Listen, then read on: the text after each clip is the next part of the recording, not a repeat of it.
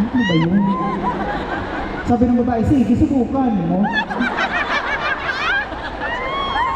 Nagulat ako dahil nasaksak yun sa tagiliran yung babae. Sabi ng babae, aray, kung masakit. Gusto, ganun lang pala yung reaction niya. Pero alam nyo, nakakatuwa dahil kahit saan bansa, makikita mo talaga ang Pilipino, no? Ang mga Pinoy. At malalaman mo malalaman mo lalo sa airport kapag may mga Pinoy. Oo, totoo yun. Kasi yung mga foreigners kasi, pag nagpunta yan ng airport, mapapansin mo yan, di ba? Pagpasok, may mga knapsack, tapos may trolley, di ba? Ang Pinoy, malalaman mo yan. May knapsack, may trolley, gano'n. Tapos masinisipa, may tinutulak.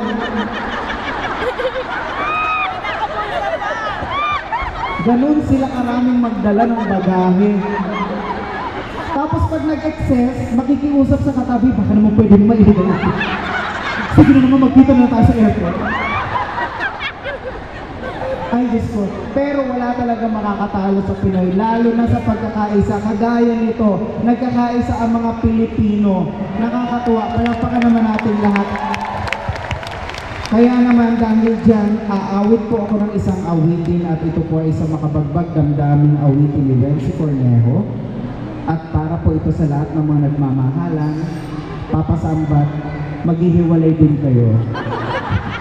Dalo ka lang. Play.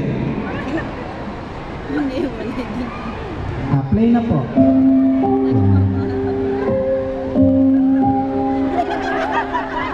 Seriously.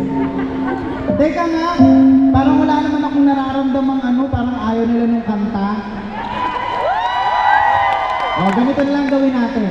Pagkatugtog na pagkatugtog, magpapalaktakan kayo. Kunyari concert, ha?